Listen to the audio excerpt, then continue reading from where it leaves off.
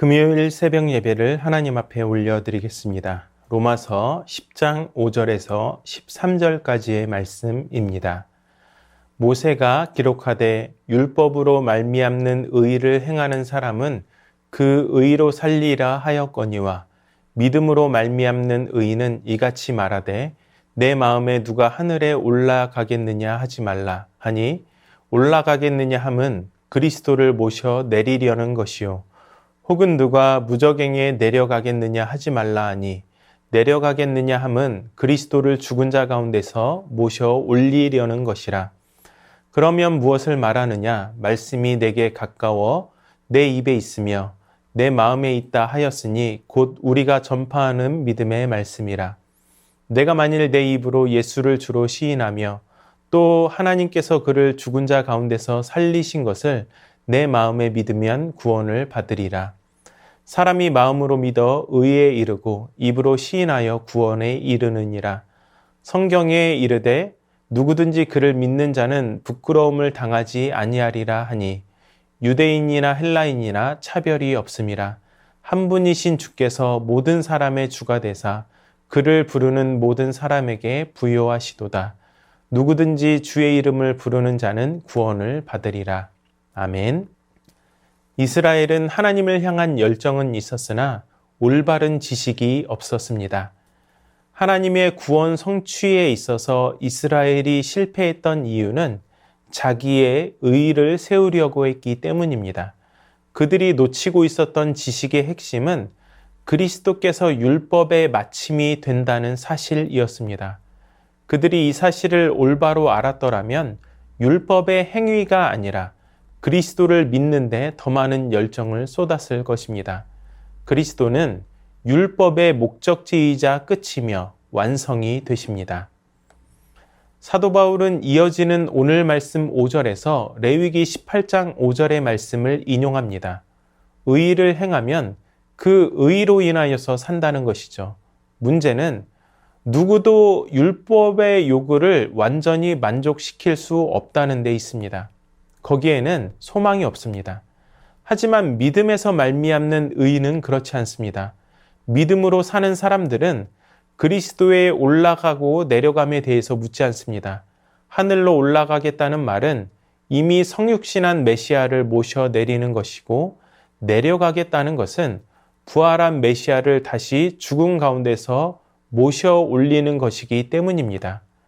그리스도를 모셔 오려고 하늘로 올라가는 수고를 할 필요가 없으며 죽은 그리스도를 살리기 위해 무저갱에 내려갈 필요도 없습니다.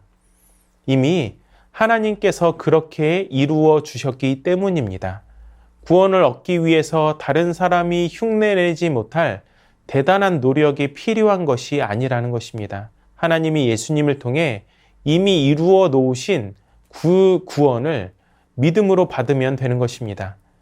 신명기 30장 12절과 13절을 인용한 6절과 7절의 말씀의 핵심은 예수님께서 메시아로 성육신해서 십자가와 부활로 구속사역을 완성하셨으니 새 언약의 성취를 위해서 다른 메시아를 찾을 필요가 없다는 것입니다. 모세는 율법이 하늘에 있는 것도 아니고 바다 건너에 있는 것도 아니며 백성의 입술과 마음에 가까이 있어서 행하기 쉽다고 말했습니다. 마찬가지로 율법의 마침이 되시는 그리스도께서는 하늘 위나 땅끝의 무저갱이 아니라 우리 입술과 마음에 계시는 것입니다. 우리는 신앙생활을 하면서 지나치게 애를 쓰고 자기 만족에 빠지지 않도록 주의해야 합니다. 우리가 하나님의 은혜를 누리기 위해서 대단한 수고가 필요한 것이 아닙니다. 내가 애를 써서 구원을 받을 수 있는 것도 아닙니다. 하나님이 우리의 도움이 없이 하나님 나라의 역사를 이루지 못하시는 것도 아닙니다.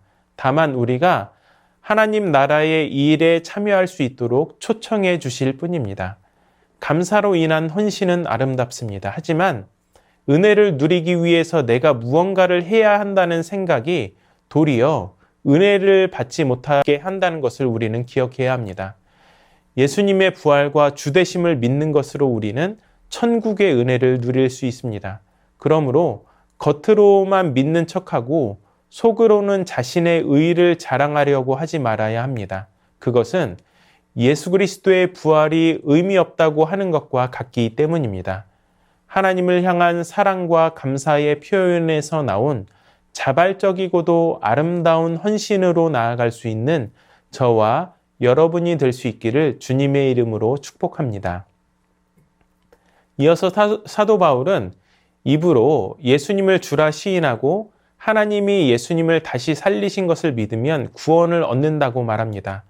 우리가 가져야 할 믿음의 핵심은 다른 것이 아니라 예수님의 부활입니다. 부활에는 죽음이 전제되어 있습니다. 이 말은 예수님을 통해 구원의 요구가 만족되었고 사망이 정복되었음을 받아들여야 한다는 뜻입니다. 이는 헬라인이나 유대인이나 예외가 없습니다. 이렇게 예수 그리스도의 부활을 믿는 자는 의롭다 여김을 받고 구원을 얻어서 심판 때에 부끄러움을 당하지 않습니다. 이는 단순한 부끄러움이 아니라 마지막 심판 때에 경험할 수치를 말합니다. 그리스도에 대한 믿음이 있어야 마지막 심판 때에 부끄러움을 당하지 않는다는 것은 헬라인이나 유대인 모두에게 동일하게 적용됩니다. 우리는 수치 당하는 것을 좋아하지 않습니다. 그래서 어떤 부끄러운 지적을 받을 때 방어 기제를 통해서 본능적으로 자기를 보호하기도 합니다. 그런데 모든 사람이 정말로 두려워해야 할 수치심은 따로 있습니다. 바로 마지막 날에 하나님이 우리를 심판하실 때 예수 그리스도를 믿지 않는 자들이 당할 수치입니다. 그렇다면 우리가 하나님 앞에서 무엇을 근거로 당당할 수 있을까요? 율법의 행위가 아니라 예수 그리스도에 대한 믿음입니다. 모든 믿는 자에게 차별이 없는 주님은 이 주님의 구원은 그를 부르는 모든 사람에게 부요합니다.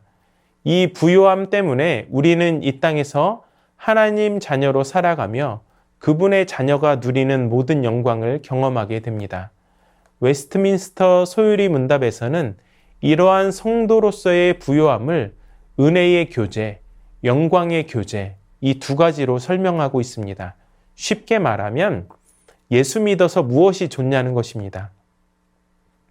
죄인 중에 괴수요, 자격이 없는 내가 믿음으로 하나님께 의롭다 여기심을 얻은 것, 칭의, 그리고 그분의 자녀로 살면서 자녀의 권리를 누리는 특권, 양자됨, 그리고 예수 그리스도를 닮아 거룩해져 가는 것, 성화. 이것이 성도가 살아가는 동안 가지게 되는 은혜의 교제입니다. 또한 우리는 죽을 때에 즉시 성화되어 영광 중에 들어가게 되고 예수 그리스도와 연합한 육체는 부활의 때까지 쉬게 되며 예수님이 재림하실 때 육체로 부활하여 새하늘과 새 땅에서 영원히 하나님을 영화롭게 하고 그분을 즐거워하는 삶을 살아가게 됩니다. 이것이 성도가 죽어서 누리는 영광의 교제입니다. 사랑하는 여러분, 차별 없이 모든 믿는 자에게 주시는 이 부요함을 마음껏 누리며 살아가실 수 있는 저와 여러분의 삶이 될 수 있기를 주님의 이름으로 축원합니다. 말씀을 기억하며 다 함께 기도하도록 하겠습니다. 내 힘과 노력으로 신앙의 자기만족에 빠지지 말게 하여 주시고 주님이 주신 구원과 은혜에 감사하는 마음으로 헌신하며 봉사하게 하여 주시옵소서. 그리스도께서 모든 믿는 자에게 주시는 부요함을 오늘도 풍성하게 누리게 하여 주시옵소서.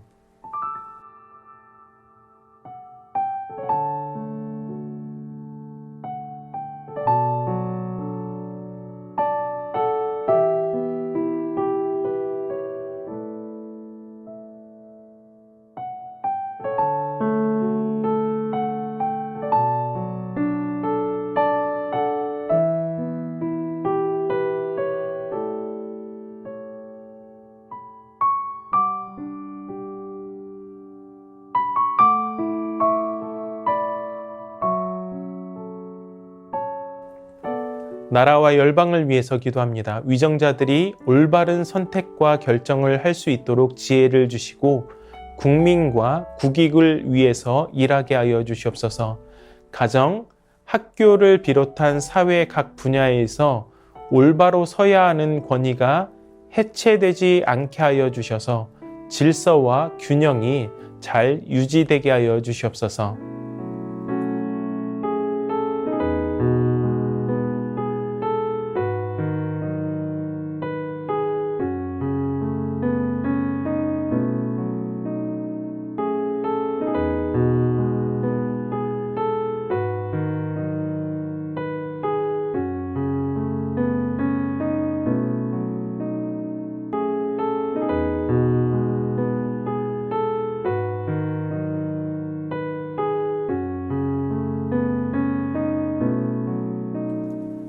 교회를 위해 기도합니다. 담임 목사님 사역 위에 성령 충만한 은혜와 능력이 날마다 넘쳐나게 하여 주시옵소서. 신천지와 같은 사이비 이단이 절대 틈타지 않도록 온전한 진리의 말씀 위에 세워지는 우리 새순교회가 되게 하여 주시옵소서. 순원을 섬기시는 교구 순장님들과 다음 세대를 섬기시는 교사 순장님들에게 맡겨진 영혼을 능히 돌보고 세울 수 있는 능력을 덧입혀 주시옵소서.